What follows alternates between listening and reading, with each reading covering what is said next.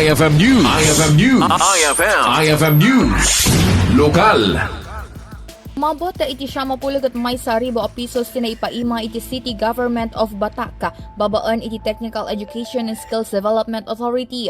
Second kanang Provincial Director iti Tesda nga ni Miss Sharon Estigoy, daytoy Tulong Pinansyal ket Suporta.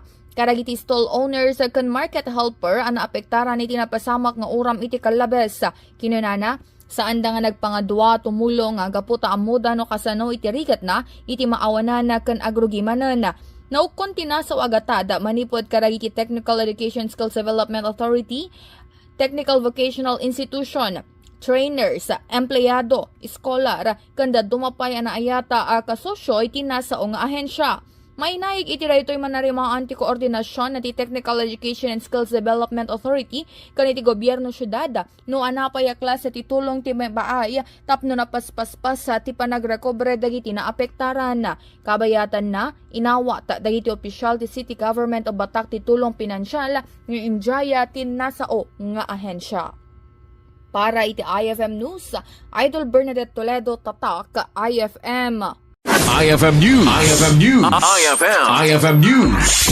Lokal.